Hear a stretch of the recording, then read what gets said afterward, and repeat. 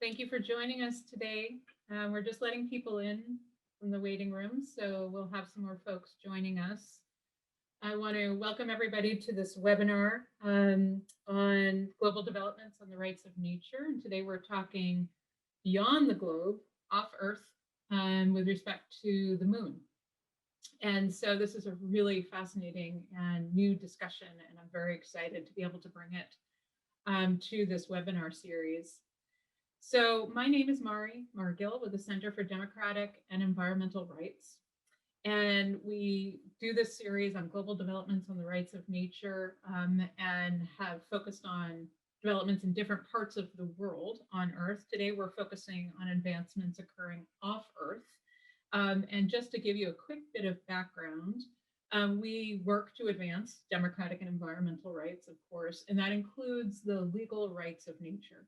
At the local to national level in the United States, as well as in different countries around the world, as well as in partnership with tribal nations and First Nations. We have many resources available to help folks learn more about this growing area of innovative law to protect nature. We have trainings such as our Rights of Nature 101 training. We have recordings of that, and we have upcoming dates where you can find that, and we provide those online.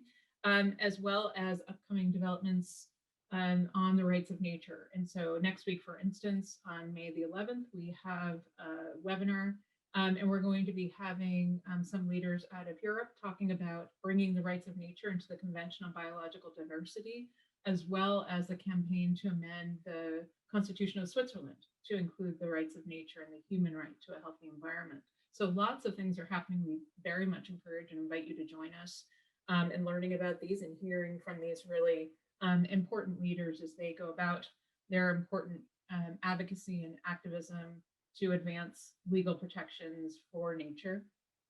And you can check, of course, on our website for all sorts of recordings of different webinars that we've held with different people in different parts of the world, like Philippines and India and Australia. So we really welcome your engagement on that and conversation with us and dialogue on that. But today, I want to turn to, we have a terrific set of speakers, and I want to give you just a few details before we introduce them. Number one, this is Zoom. We're asking everyone to stay muted so that we can hear our speakers. We are recording this, so we want to have as clear a presentation as possible, and the recording will be made available. And we'll make that available on our website and social media and YouTube, so you'll be able to find that and share that with other folks if you'd like. And we will have time at the end for question and some discussion. So please feel free to use the chat box, type in your questions. We'll facilitate and direct them to the different speakers so you can have some of that engagement toward the end of the hour. We really encourage you to do that. So we thank everyone for joining us, and I want to jump in. We have 3 speakers today, and they've all been involved in this discussion about advancing protections for the moon. We have Alice Gorman, Thomas Gooch, and our own Michelle Maloney, who, myself included, and Kerdwin Dovey, worked as a small group over the past year on something called the Declaration of the Rights of the Moon. And we'll be talking about that today. You'll be able to learn more about that. We're going to start today by hearing about current threats to the moon. Why are we even having a conversation about recognizing rights of the moon? There are threats coming to the moon. There are threats that have already occurred to the moon. So we're going to be learning about what those threats have been and potentially are, the current legal governance and policy instruments that are in place and being considered for the moon as well as other celestial bodies, everything off Earth, I guess I should put it, and then move into a conversation about how a rights-based approach, a rights of nature approach may apply to the moon. In a discussion then of the Declaration of the Rights of the Moon and what that might mean. And so first for today, we're going to hear from Alice Gorman. She's a space archaeologist and an associate professor at Flinders University in Australia. Then we're going to hear from Michelle Maloney. Some of you may have seen her speak in this webinar series before in her work in Australia. She's an associate with us here at the Center for Democratic and Environmental Rights, and she's the national coordinator of the Australian Earth Laws Alliance. Finally, we're going to hear from Thomas Gooch. Thomas is the founder of the Office of Other Spaces, the Office of Planetary Observations, and is the National Australian Director of the Moon Village Association. So we'll begin with Alice. Thank you everyone for joining us. Don't forget to put your questions into the chat box. And Alice, please take us away. Thank you, Mari. So I'm very pleased to be here as part of this webinar. And I'm speaking to you from the land of the Kaurna people of the Adelaide Plains this morning. And I would like to pay my respect to their elders, past and present, acknowledge their cultural heritage and associations to country, and extend my respects to the elders of all the different lands that you're joining us from today in this webinar. So my task this morning is to give you a little bit of background to what's going on with activities on the moon, and then to discuss the international regulatory environment, various bits of legislation and the situation that we're kind of working from. So in terms of what's going on with the moon, we had a long period in between the 1960s human landings in which kind of nothing was happening on the moon except the odd orbiter and the odd landing mission. So there were around about 50 years where there was very little going on. This has all changed just in the last 5 years, I would say. There's been an acceleration of missions which have gone to the moon, which are being planned for the moon. And the prospect of lunar mining or resource exploitation, which has been theoretical for a long time, has suddenly become very, very real. People are often quite surprised to learn that this is even a thing that can happen, that the moon can be mined. But there are a number of resources that are of interest. These include things like helium-3, which is very rare on Earth, but abundant on the moon. It has the potential to be used as a clean energy source, so that's great. However, we haven't yet developed the technology needed to actually make that work. That's a theoretical, hypothetical situation as well. There are rare earth elements, which are essential ingredients in electronic technology of the kind that we use every day now. So that's of great interest. There are various metals like iron and gold. But the real prize at the moment, which is what most proposed missions are aiming for, is something much simpler. Or it's simple on Earth, but it's complex on the moon. Well, actually, that's not even true. It's very complex on Earth, but this is water ice. And this is present mainly at the lunar poles, more so at the South Pole than the North Pole. Why water ice is of interest is, of course, obviously it provides resources for human habitation, such as actual drinkable water, a source of oxygen.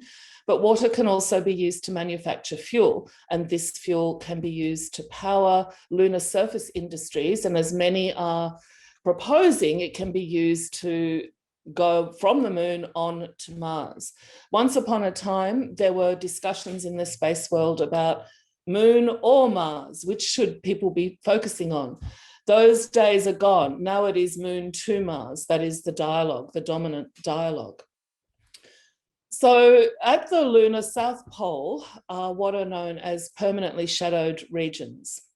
And in these deep craters, which never receive sunlight, and in fact have not received direct sunlight for 2 billion years, half the life of the moon itself, are deposits of water ice. Now, these have been theorized for quite some time, but it's only been in the last few years that we've had confirmation that this is actually water ice and not some other kind of ice, which is less useful. So most of the missions that are being planned to the moon at the moment are targeting the lunar South Pole. Some of them are aimed at gathering more data. Some of them are aimed at testing technologies that will be needed to extract this resource. So they're calling them the permanently shadowed regions. And in fact, there are very few such landscapes in the rest of the solar system. Apart from our moon, you only find permanently shadowed regions on the asteroid or tiny planet Ceres in the asteroid belt, and the planet Mercury. So this is kind of a rare landscape in solar system context.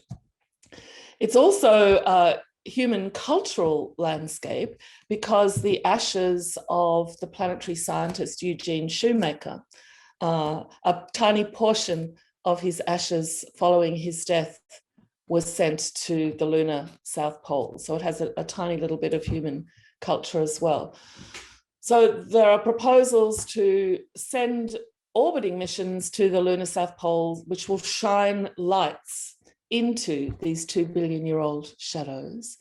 And some of the technology being proposed will rely on the mirror side of this landscape, which are what are called the peaks of eternal light. So they are never out of sunlight. So in all of the schemes around how this mining will take place, many of them have installations on the peaks of eternal light to take benefit of that solar power, which they will then use to extract water from the ice deposits in the craters of eternal darkness. So that's kind of the rough outline of where things are going at the moment.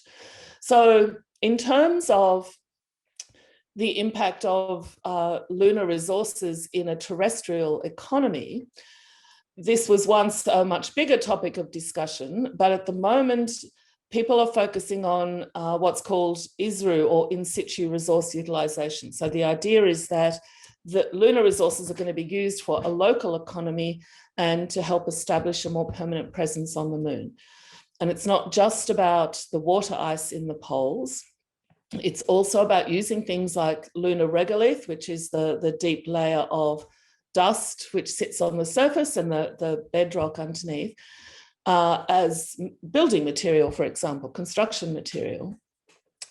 So there's a whole suite of technologies that are being examined for their utility on the moon, which will provide resources so that there can be a more permanent human presence. And I guess what's interesting about this, another long-standing debate in the space world, is human versus robotic. In most cases, it's very difficult to argue that a human presence is needed.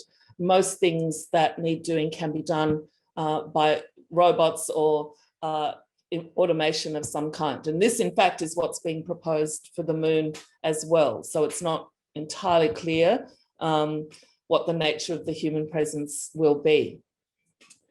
So there are a lot of practical challenges yet to be overcome. One of the major of these is that lunar dust is very deep in some places. It covers most of the entire surface. It's highly transportable, highly mobile. So any kind of activity, even human walking on the surface, can stir up this dust. It's very abrasive because it's full of tiny sharp particles. There's no water rolling on the moon to smooth out the edges. So it's highly abrasive. It's also electrostatically charged, so it sticks to everything. So this is going to be a challenge for the operation of machinery on the moon, and a challenge for humans doing surface activities, because this stuff can abrade the seals. So managing lunar dust is a major focus of research and engineering interest at the moment. It's unclear what form some of this lunar mining will take. As space mining engineers on Earth have said, we cannot assume it's going to look like the kinds of mines that we know from Earth, but we are talking about a much more fragile environment. A lot of the surface of the moon as we see it from the Earth is not shadow as such, but albedo, the consequence, the result of how light is reflected or absorbed. So it wouldn't take a huge amount to change the albedo of some parts of the moon. And this could have a direct impact on how people see it from Earth. And of course, it's not just the naked eye anymore that we're interested in. People have on their mobile phones, they often have very good cameras that they use to image the moon. And there is also a very powerful amateur astronomy community. So it's not just that some of these activities could change the surface of the moon in a way that we would see going out into the night with our own eyes. There's many different levels of focus that at which you might see changes to the lunar surface. So, Mari, please tell me if I'm how I'm going for time here. So, no, you're very good for time. Please keep. Okay, so I'm going to move shortly into the international regulation background. So at the moment, there are a number of nations planning future missions to the moon. Many of these are in the nature of testing technology that will be used in the future or gathering data. And obviously, gathering data on the water ice is one of the key features of these proposals. Underlying almost everything about the way the space community thinks about space is the idea that where there is no life, there is no ecology or environment, and therefore there are no environmental concerns. And this is a very deep-rooted idea. And the framing of the moon and other celestial bodies as effectively dead and objects to which we have no moral obligation at all is one of the major obstacles, I believe, in communicating with the space community about how people on Earth might want to proceed in future. So the underpinning of all of this is that the moon is dead. So what are our options? What is the current state of international regulation or protection, and indeed national legislation, if we're going to start thinking about the environment of the moon and thinking about the moon in the context of the rights of nature? What are we actually working with?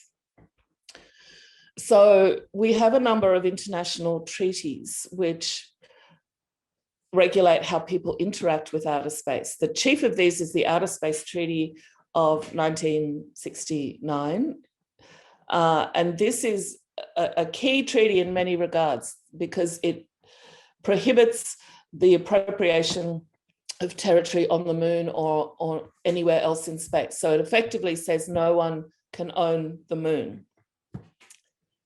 And this is a very positive statement. I mean, this treaty came out, I must correct myself, I think it's 1967. This treaty came out of the Cold War at a time when it was absolutely unclear what was going to happen in space, where you had the US and the USSR competing for the political alignment of different nations by demonstrating technological superiority in space. And this is what we've come to know as the space race. So when the Outer Space Treaty was set up, it was in an environment where there were only a couple of spacefaring nations, and it was very unclear how things were going to play out. But the Outer Space Treaty sets up this idea that no one can own space.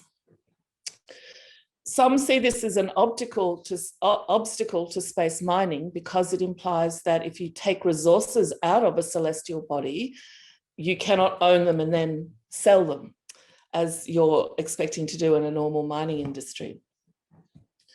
But the Outer Space Treaty, while it's received a lot of criticism in recent times, is still an incredibly strong document. And the US, for example, has affirmed its commitment to this idea that there can be no territorial claims in space. The next major piece of international regulation is known as the Moon Agreement, which was set up in 1979. The Moon Agreement reiterates all of the main principles of the Outer Space Treaty, but it goes a bit further in some regards. So while the Outer Space Treaty says that space has to be for the benefit of humanity and that everyone should have access to space, no one can be shut out of space, the Moon Agreement goes further in going into more depth about the sharing of the benefits from space. This is also seen as a major obstacle by people wanting to exploit the resources of the moon and other celestial bodies, because it implies that if you make money by selling a lunar resource, you have to somehow distribute that to other people in the world. Well, I don't find that a problem personally. I find that to be a benefit of both the Outer Space Treaty and the Moon Agreement. The Moon Agreement specifies that when it becomes feasible to extract resources from the moon, then an international, multinational council needs to be set up to regulate that. The other major parts of both these treaties are the identification of causing harm to the moon and other celestial bodies and prohibiting the causing of that harm. The Outer Space Treaty merely says that it's important to avoid harm. The Moon Agreement goes further and says that it's important to prevent the disruption of the existing balance of a space environment, well, particularly the moon. So that's a slightly more detailed statement of what is required to comply with both treaties and prevent harm to the moon. The Moon Agreement has not been universally taken up. It has only 18 signatories. Australia and India and France are among those signatories. The US has not signed it and has explicitly rejected it. One of the reasons for the rejection is the benefit sharing.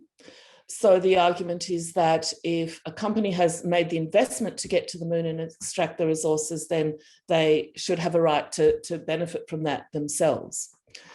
So this, you will see this argument commonly deployed to say that the Moon Agreement is non-functional. Many call it a defunct or dead piece of international regulation. But it's also in the interests of many nations to not have to address the issues raised in the Moon Agreement. I think few would disagree that we've reached the point where the multinational council that the Moon Agreement proposes ought to be set up. And in fact, there are groups like the Hague Working Group, who in 2019 produced what's called the Hague Building Blocks for Sustainable Lunar Development. So they form already such an international organisation. Another organisation, NGO, like the Hague Group, was initiated by the Moon Village Association, of which Thomas is the Australian representative. This is the global expert group on sustainable lunar activities, which is currently setting up a process to write a report to the UN about ways that we can sustainably use the moon. So I'm probably starting to get short on time. So there's just a couple of other things I think are important to pick up on. One of the critical things is that harm has not been explicitly defined in any way in the context of those treaties and lunar surface activities. This to me seems to be something that it would not be hard to do based on our current knowledge. Everybody accepts that things will change, technologies will change, and that will have impacts on the legal and philosophical situation. In fact, one of the activities of the Global Expert Group on Sustainable Lunar Activities will be to look at the concept of harm and what it actually means. There's a parallel process happening at the moment. So the Moon Agreement identifies that multilateral process of setting up a council and coming to an international agreement about how activities should proceed. The US recently established the Artemis Accords, which are a bilateral process where they sign agreements with different nations, 8 or 9 so far, to cooperate together in space. So we have that stream of multilateralism being countered by bilateralism. And in fact, we've just heard that Russia and China are intending to cooperate in space as well. So early days for this trend. We'll have to see how that plays out. A couple of other interesting things are sustainability is a buzzword in space at the moment, but often this is applied in a very narrow way. So what the space community means by sustainability is simply often ensuring that humans continue to have access to space and space resources. Obviously, that's entangled with the idea that you shouldn't deplete those resources or damage them such that access isn't possible, but it is quite an instrumental view of sustainability. So I think there's some interesting work that can be done around expanding that view. Increasingly, the space world is talking about applying the terrestrial social license to operate model to the moon. This appeals to a lot of space organizations because there isn't because the Outer Space Treaty forbids appropriation of or making territorial claims in space. This effectively prevents international legislation being applied to anything on the moon. And this includes environmental legislation. So in the absence of a legal framework that applies in this case, or more specific details in treaties and conventions, many are starting to talk about the social license to operate as a good path to go down. And of course, this means actively getting assent and consent and consultation with stakeholders, effectively everyone on Earth, in order to continue these activities. So this, I think, is quite promising as well. But harm and sustainability are two terms and concepts that require a lot more work. There's probably a lot more I could say about this, but I hope that has at least set the background that we can continue forward and discussing the rights of the moon this morning. And if anyone does have questions, we can take that up when we get to the question part of the webinar. Thank you. Alice, thank you very, very much. That was fascinating. I really appreciate it. That sets a really nice foundation for the next part of this conversation. Michelle Maloney, as I introduced earlier, she's an associate with us here at the Center for Democratic and Environmental Rights and is the national coordinator for the Australian Earth Laws Alliance and one of the drafters of the Declaration of the Rights of the Moon. And we've asked her to speak on what the rights of nature approach is and what that might look like if we talk about it for the moon. So Michelle, please. Thank you so much, everyone. And please excuse me, I've got a bit of a cold flu thing happening, not COVID, but if I do get a bit coffee, I apologise. As an Australian, I'd like to acknowledge country. I'm in Brisbane, a beautiful city that is on the traditional lands of the Yarra and Turrbal peoples. And in Australia, it's becoming more and more important for all of us to recognise the traditional lands of the ancient First Peoples. And in the work that I do within AILA, we do a lot of work around decolonising our minds, both as people to people and people to nature. So I always like to acknowledge both country, the people, and the ongoing processes and legacy of colonisation in Australia. To talk about the moon is a remarkable privilege, I think. And I'll start as a human being. I mean, who hasn't grown up looking up at the stars and looking up at the moon? I mean, we all feel connected to the moon. I don't think I've ever met anyone who didn't care about it, its fate, its shiny beauty, the way we mark the passing of the days and weeks through a month, through a year. The moon is very precious to most thinking and caring human beings. And it's remarkable to me that for so long, we've all been quietly going about our business, assuming that nothing actually was being planned for the moon. So when Thomas Gooch and Keredwin Dovey came to me and were talking about these discussions they were having as part of the Moon Village Association, I was embarrassed because I was so surprised at how much exploration and planning and expeditions and things were in the processes of happening, and all of the different ideas that people are assuming they can do and they're assuming they have a right to do.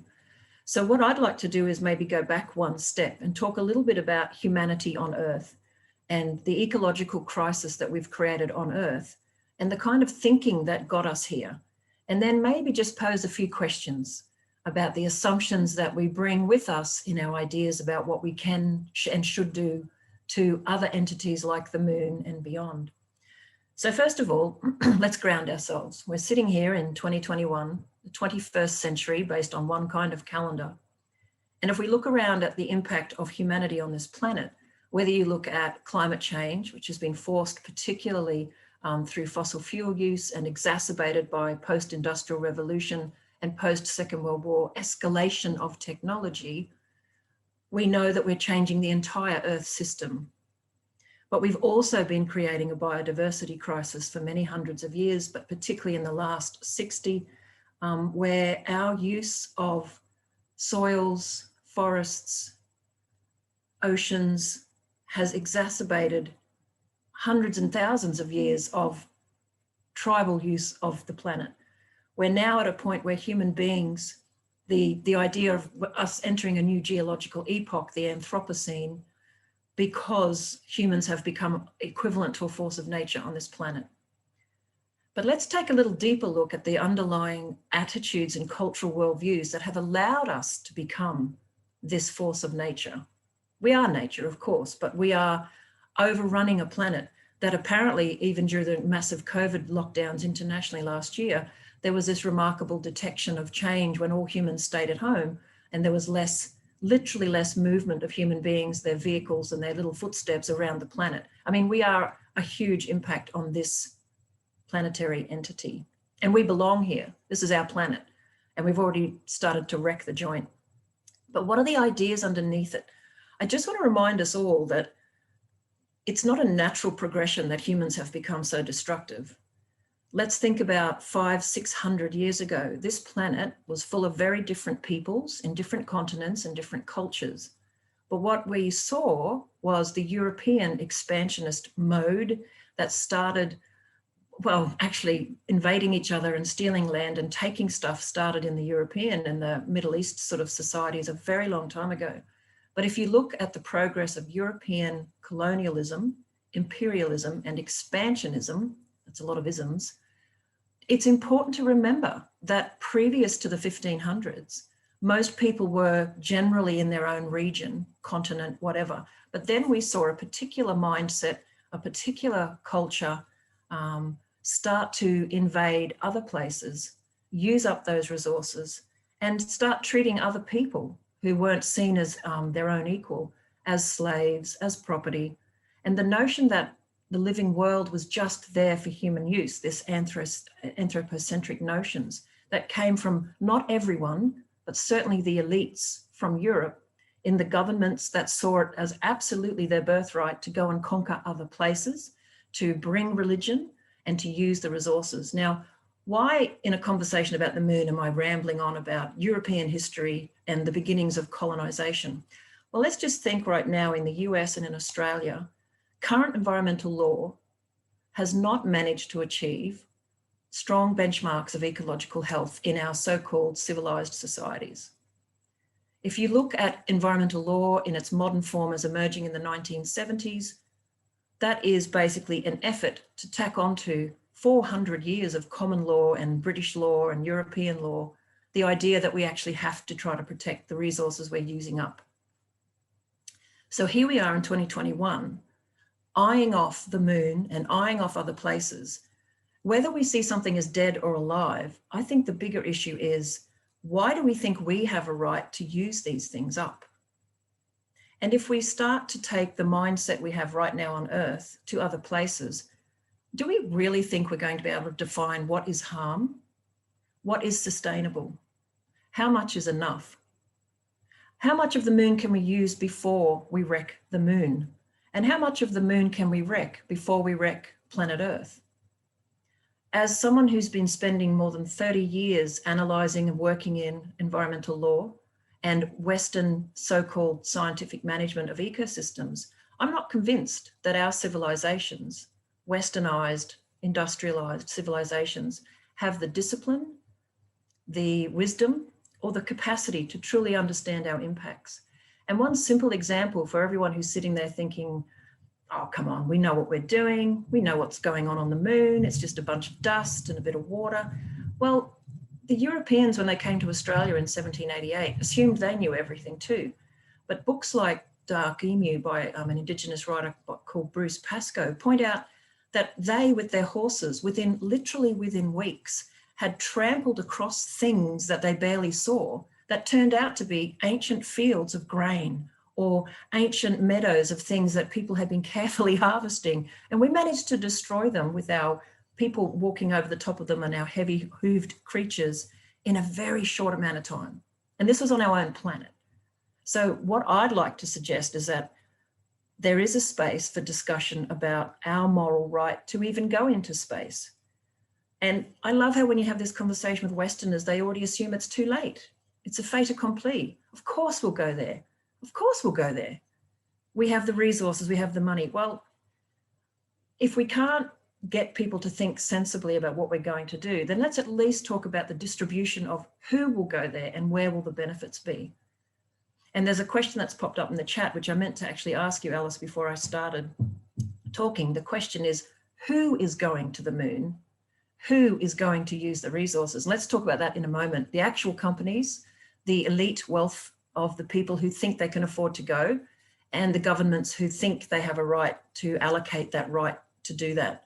So to bring it right back to rights of nature and earth-centered thinking, at the same time that the European mindset of human-centeredness and the whole world being there for us was emerging and starting to expand and extract from other places, all around the world, we still had other human cultures that saw the world very differently.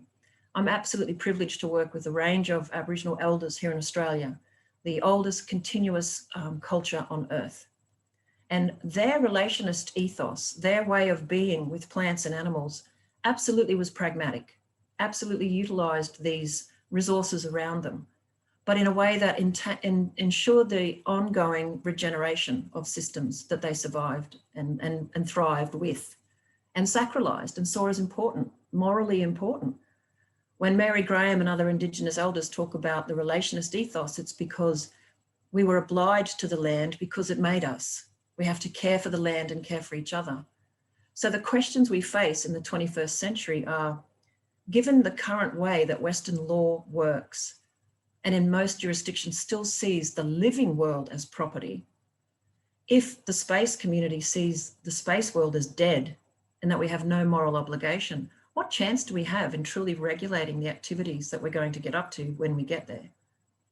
And so this all sets the context for when Thomas and Ceridwen came to me and invited me to a webinar, and I met Alice Gorman and then involved Mari Margil in this discussion about, well, what would it look like if we took rights of nature concepts and pushed them back into the space. Is that ridiculous or is it not?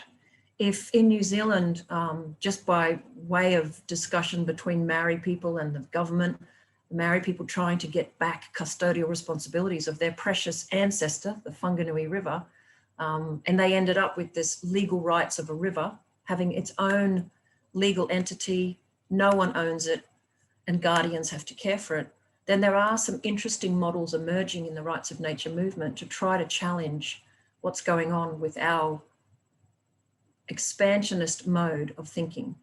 So I'll wrap up by saying the earth-centered governance movement around the planet is in many ways a Western response to Western law. Indigenous people don't need rights of nature when they are in their own environments of the law of obligation or an ethical responsibility to all of the plants and animals around them. But rights of nature, earth jurisprudence, and ecocide laws are emerging by the West against the harm being caused by the West. And I think that through the Moon Village Association's work, and perhaps even the Hague Group, there has to be some broader discussions about legal ideas of the 21st century for what's going on and into our future. So I didn't want to go into the detail of the declaration because I know Thomas will talk about it, but you'll see the wording in there that we all crafted together was trying to respect the moon as much more than just a bunch of bloody resources, but as a sacred, beautiful place and an important place for the functioning of Earth and for our cultural existence as humans and other earthlings. So I'll leave it there and give back to Mari. Thank you. Michelle, thank you so very much. That was really quite moving. And I think positions us very well for the discussion that Thomas will now bring to us. Just a reminder, this is Thomas Gooch who will be speaking next. And as Michelle mentioned, he's going to be talking about the Declaration of the Rights of the Moon. Thomas is the founder of the Office of Other Spaces and the Office of Planetary Observations, and the National Director from Australia of the Moon Village Association. So Thomas, please welcome. And thank you very much, Michelle. That was really quite beautiful. Thanks, Mari, and thanks, Michelle, and thanks, Alice. It's always fantastic working with all these amazing humans. And I'm calling in from the lands of the Wurundjeri people here in Melbourne, Australia. And I'll just give a short background on a bit about how we arrived at this point, writing this declaration as a first draft. And I'll be keeping it short to allow for questions, but I just wanted to read out some of the declaration initially. So it starts with, "We, the people of Earth, acknowledge the unique, intact, interconnected lunar environments and landscapes which exist on the moon. We acknowledge the ancient primordial relationship between Earth and the moon. We're mindful of how much is still unknown about the co-origins of Earth and the moon. We're aware that the moon is critically important to the healthy functioning of Earth's system and is a vital sustaining component of all life on Earth." I'll stop there for the moment. How did we arrive at this point? Well, back in 2018, we started planning a forum where we thought, let's all get together and talk about the moon and environment. So really putting environment in the fore of the discussion. We just thought, let's invite everyone together. So we hired out this Federation Square in Melbourne, and we had a whole day seminar where we had 16 speakers across space industry, across medicine, across robotics and mining and environment, where on each panel we spoke about the moon, the activities that are occurring. And you can see their iSpace, they're a company set up to mine the moon, and we flew them over from Luxembourg to take part in the discussion. We also had space lawyers on the panel, space doctors, Dr. Alice Gorman, space archaeologist, the Victorian government architect, Cara Wiseman. There's a really rich discussion around aspects of going to the moon, but just encouraging different perspectives and new perspectives and how we might inhabit landscape. That was a really important discussion, and from that it led on to a second discussion in 2020, start of 2020, before the pandemic, where we had another discussion around sending the camera to the moon to live stream a whole Earth. Now, this was again an interesting discussion. We had a panel of 5, and we started to wrap in a culture change expert called Gabrielle Harris, who runs an amazing organisation called Interchange. And they go into tier 1 companies and look at the culture of that company and where it's not absolutely providing a great service to humans in general and to the environment, and looks at how to kind of reassess that culture and realign the objectives and the outcomes so that they're really getting more ethical. And that was an important discussion about how we go to space. What's the culture we take with us into space, which links into Michelle's words. And if we are to go, how do we inhabit the moon? How do we inhabit place? I'll stop there, and I'd like to read a bit more on the declaration. The second part says, "We, the people of Earth, we acknowledge that the cycles of the moon have enabled life itself to evolve on Earth, mindful of the immeasurable value of the moon holds as a repository of deep time and connection among all beings who have ever lived on Earth, since its features have remained almost unchanged since time immemorial.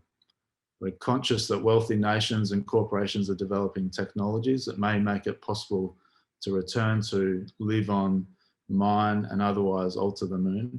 And we're aware of humanity's impact on the moon, causing ecosystem collapse, a new era of mass species extinction and global climate change, and seeking to avoid destruction and change to the natural systems and ecosystems of the moon."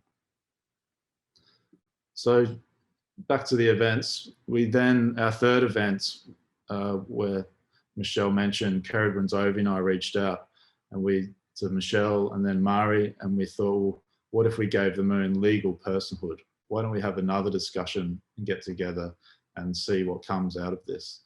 So we invited, again, Alice was part of this discussion, the third discussion, Kerridwen, Michelle, Gabrielle, and Annie Handmer, who's a PhD candidate out of Western Sydney University. And we all talked about what would it mean to give the moon legal personhood and actually consider it as a stakeholder in the decision-making process. It began to be about how do we inhabit landscapes and think about nature as a co-participant in the decisions we make. Does the moon even want us to go and visit it again? It was really informative because Michelle made clear, well, legal personhood is quite narrow, and it's most likely not the right legal structure. Rights of the nature is a more broader encompassing structure. So we really got outcomes out of these discussions, which was really positive. I'll quickly read the next part of the declaration. So this goes on to, we declare that the moon, which consists of, but is not limited to, its surface and subsurface landscapes, including mountains and craters, rocks and boulders, regolith, dust, mantle, core, minerals, gases, water, ice, boundary exospheres, surrounding lunar orbits, cislunar space. It is a sovereign natural entity in its own right, and in accordance with established international space law, no nation, entity, or individual of Earth may assert ownership or territorial sovereignty of the moon. So, following this third discussion about landscape, the moon, activities, Alex Putzer, PhD candidate in Europe, wrote, he was working with the United Nations Harmony Program, mapping the 380 cases of rights of nature across the world, and made clear there was none off Earth yet, and were we looking to write. And this was a really interesting email and stimulus for us to all get together and say, well, that's a fantastic next discussion. Let's actually put that into place. And we then spent the following 6 to 12 months as the group, what you see here, getting into the details of wording this declaration and what it might mean. And this links back up to Alice's discussion about harm and sustainability, and back to Michelle's points about why even go, and do we want a presence. And we had these discussions between ourselves really rigorously around key words, and one being harm, and what scale of harm are we talking about? Is harm a footprint in regolith, or is harm get to a scale where you have a systemic breakdown of a system?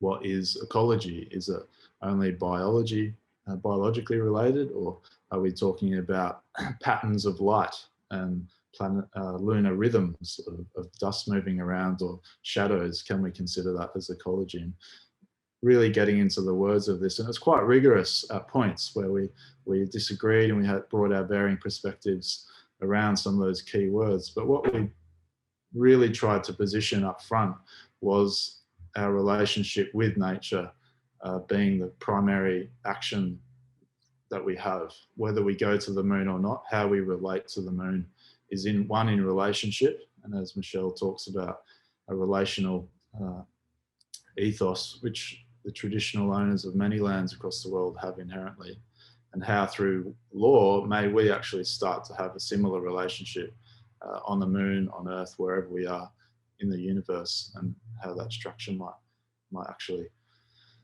play out. So I'll read out the last bit of the declaration and then leave it there.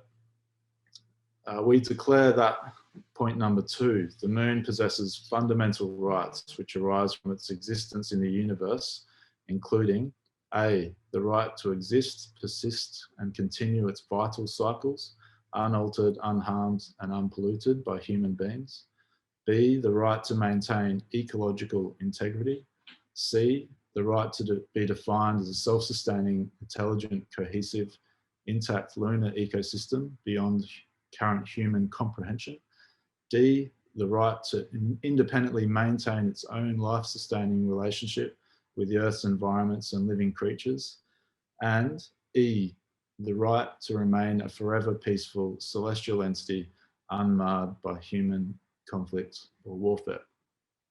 So this being the first draft, we're really excited to open it up for discussion, for sharing, to see what comes, and we hope that you all enjoy this chance for us to share it in this way. And thanks, Mari. I'll hand it over to you.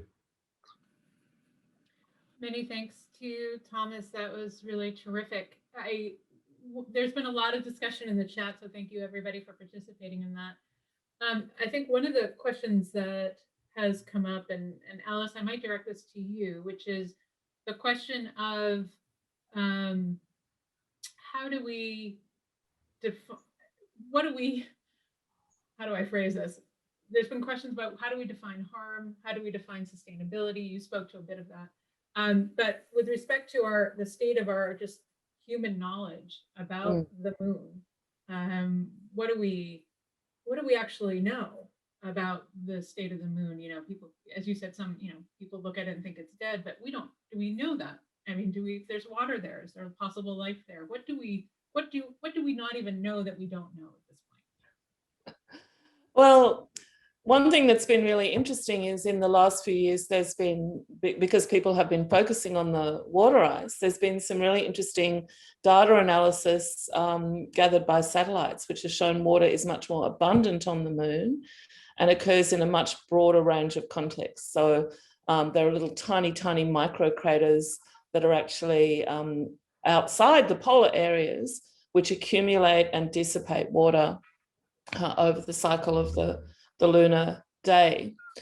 So it seems to me, to me, I've read all those papers because people were asking me about it. So it seems to me that we have evidence to suggest there are water cycles on the moon that we're only just starting to understand. And that's, if we are targeting major deposits of water, such as those in the permanently shadowed regions, we don't know what the impacts are going to be on the rest of the water cycle on the moon. We also, the moon is in a very sort of dynamic interchange because it's unprotected by atmosphere or magnetic fields in the way Earth is. It's open to solar winds, to cosmic rays, to high energy particles of the kind we don't get. And this, while these are generally seen as sort of harmful things and obstacles that humans have to deal with in order to get to the lunar surface, there are also, that's a kind of a non-biological ecology as well. And I suppose we're in a tricky situation. One of the ways we need to find out more is to go there and get the kind of data that you can only get close at hand or on the surface. So in order to define some of these things, then we have to get better data, but the process of getting that data might also, cause harm in itself. And I think, but this is critical because to both harm and sustainability, we need to know what kind, if we look at the moon as an interconnected ecosystem, we need to know what damaging one part of it will do to another part of it. And even for those who think in a very instrumental way, how are humans going to best use these, then that works into that as well. Like if you actually manage to disrupt a water cycle that ends up meaning we don't have access to water on the moon, then even the most hardcore private organizations looking for profit are not going to be happy with that. So I think these are key things for people to be working on at the moment. And one thing is we're going to have a lot more lunar orbiters soon, and we will be able to get a lot more data. And people like Kirby, who's in our audience, will be working on this stuff, I'm sure. And every new piece of information is going to enable us to be more effective in the way we frame definitions of harm, impact, and mitigation. Thank you so much. This is a question, Michelle, for you, just in terms of your experience, in Australia and elsewhere working on the rights of nature. How do you, can you envision a process whereby there was a question about how do we determine consent and how do we the people of Earth make decisions about the moon, and how do we do that collectively? Can you just sort of draw a parallel perhaps from some of the work that you're doing on the ground in Australia to how decision making occurs and how that might apply or be parallel for the purposes of off Earth on the moon? Sure, it's a huge question, and I don't think I have any enlightening answers other than to say the questions are important. The first question is, who plans to go there and who will benefit from it, both financially and from the further activities using the resources? And how do more people have a say in those decisions? Again, when the kings and queens of Europe drew up, and the Pope literally drew up the planet Earth into a big line and said, Portugal can take this stuff and Spain can take that stuff, they didn't consult with anyone. They just said, we have a right.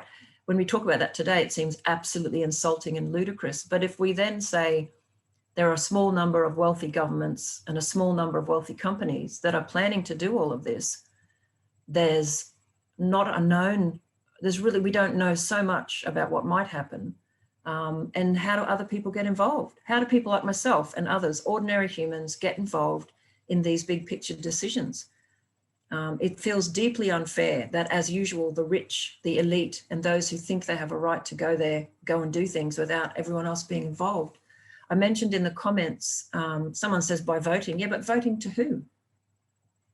There is no, at the moment, international group that has ultimate decision-making power over what we do to the moon. So I think this idea in the Moon Agreement about some kind of international council, the work perhaps that the Hague Group is doing, the queries that the Moon Village Association are doing, these are the right questions. I don't know what the answers are. And I'm not even saying that we should never, ever go to the moon again. I don't think that's what I'm saying. But what I'm saying is right now, if we march there the way we marched across this planet, we will cause harm. So the governance structures, and sorry, Mara, you asked me to reflect back on the work we do in Australia. It's so different because in Australia and in other countries around the world, you have people here who can theoretically speak for the systems they live within.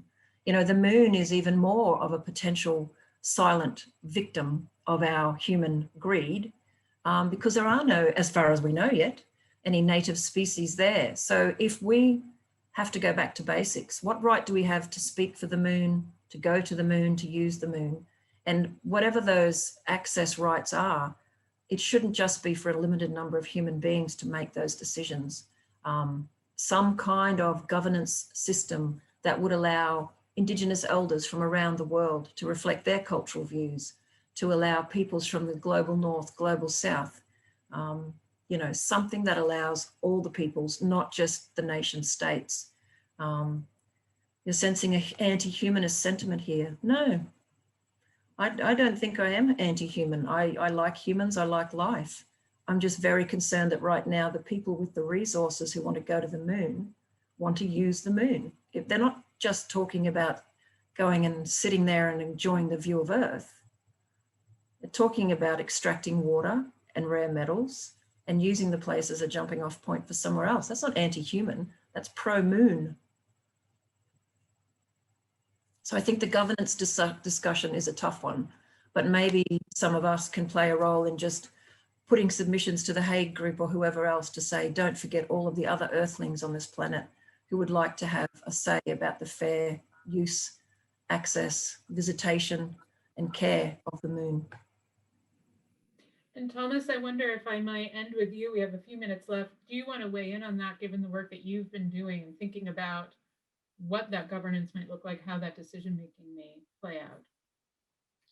Absolutely. I think it's such an exciting time for the rights of nature, and I'd like to think the space community sees this declaration as some soft technology that's going to provide great innovations into any space presence. And, you know, if we think about the Victorian government's declaration or act, legal act of the Yarra River as a living entity, and then they set up an advisory council with the traditional owners to speak on behalf of the Yarra River and report to the Minister of the Victorian government. And since that declaration in 2017, there's been City of Melbourne have put out a Yarra River Birrung strategy, which then is the next step of how that act translates to policy.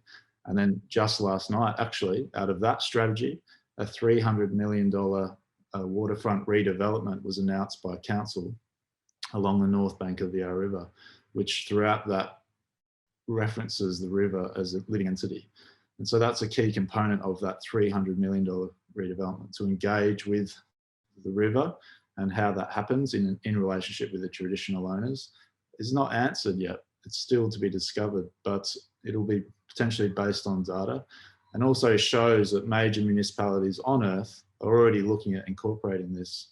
So why not, when we do it off Earth, if we go off Earth, start with that in mind and use it as a great way to evolve as a culture and elevate ourselves beyond the past paradigm.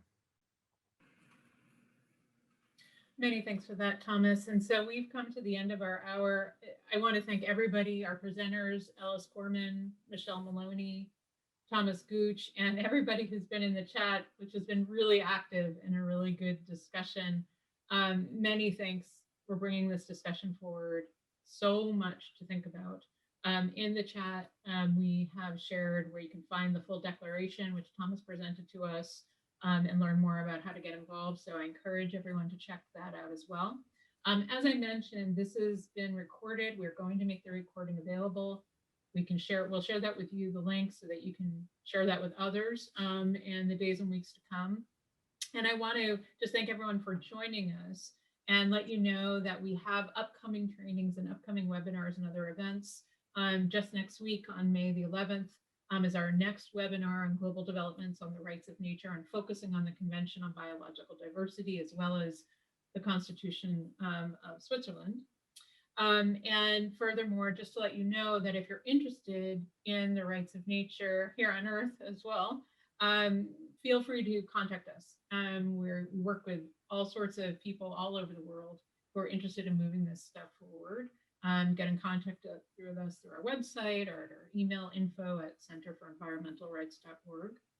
And we just encourage you to stay up to date on new developments in the rights of nature with the moon here on Earth as well. You can sign up for our newsletter and follow us on social media, all of that. We very much welcome that and this discussion that we've had today. Perhaps we'll bring more of it to you in the coming months as things develop. So with that, I'll just say many thanks to everyone you'll be hearing from us. Many thanks to our speakers, Alice, Michelle, and Thomas. We really, really appreciate your time and your energy in coming and joining us today. Thanks, everyone.